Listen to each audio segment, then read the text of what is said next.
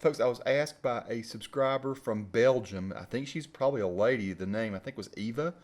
At any rate, if I could come up with a sound using the VOX VT20X, VT40X. I actually got a VT20X over here beside me right now because I don't want to be very loud.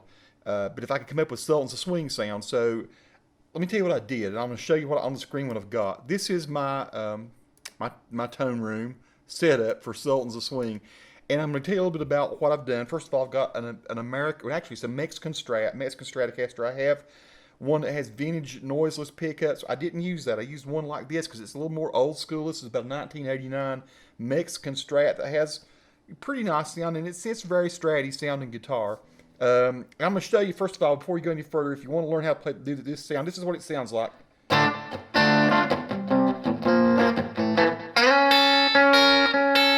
So, you got that. So that's the sound that I've come up with. If you think that's close or not, I did a good bit of listening to Mark Knopfler playing on some YouTube videos and some MP3s, trying to decide what would be the best sound. Let me show you what I did. Whether this is conventional or not, this is what seemed to work for me. I mean, I tried various different kinds of echoes because there's a slight little bit of echo there. I don't know if you hear it, it's just a tiny little bit of slap back. And I tried using analog delays, various different settings there. I didn't think it sounded quite as dark as what Knopfler has on there. And so, I mean, this analog delay just didn't quite sound right. And he may have used analog delay. This would have been back about 1978 or something when I did this. But I went back to an old school tape echo. And you can see what my settings are here, about 220 milliseconds. I've got a level about 3.2. And it might actually be more than that. At certain notes, when you listen to the studio version of it, really sounds, the slapback sounds pretty pronounced, especially when it does stuff like, well, yeah, you'll actually hear that little slap pretty significantly there. I didn't mess with the tone or anything, kind of left it sort of like what it is when you pull it in from Tone Room. I did put a spring reverb in. At first I had like this room reverb. I tried to play it too, but I think it's probably, yeah, he may be playing through an old Fender type amp or something. I don't know what he was playing through, but I'm going to talk about the amp in a minute, which is kind of the most weird thing that I've done here. But here you can see what I've done for my spring reverb. I've got the mix of 2.2, time of 2.3, and it's kind of a low damp on it, just barely there. Now, as I said, he probably played through a Fender amp. I don't know, maybe did he play through a Marshall amp? Did he play through a Vox? I have no idea. I have no idea what Knopfler played through on that song.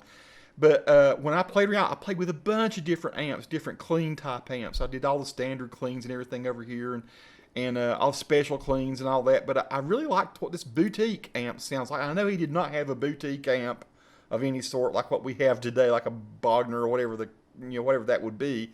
But this does seem to sound like what he's got, the sound he has.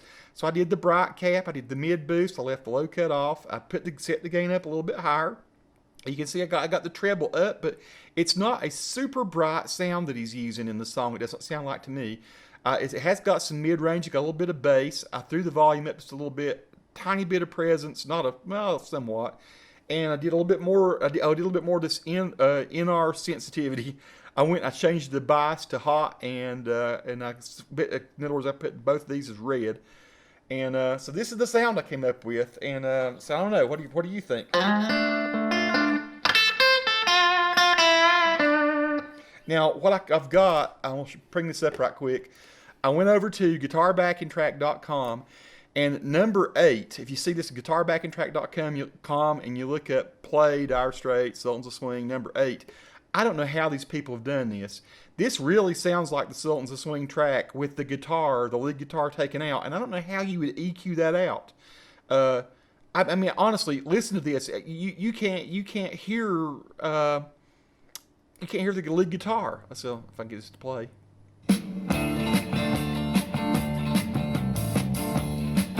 No hint of it.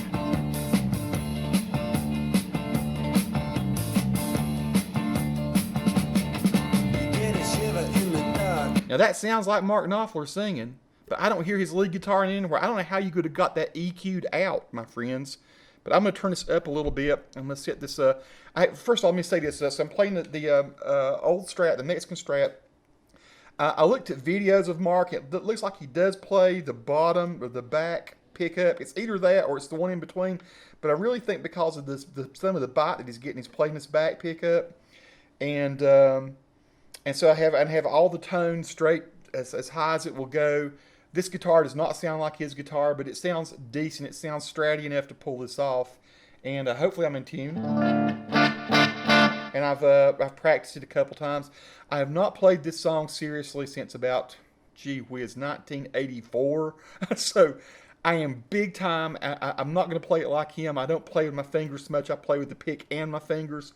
So this is going to be, I'm going to try to really go through this. It's going to be raw, but just be forgiving of the playing. Listen to the sound and see if you think I've got the sound pretty close. I think I'm fairly close here. So we're going to take this back to the very beginning of this track.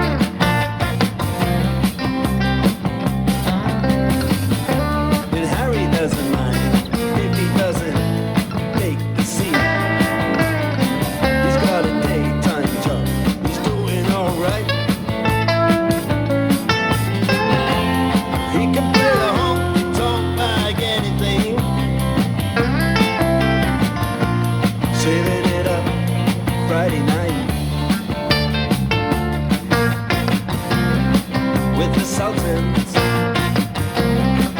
with the Sultans of swing.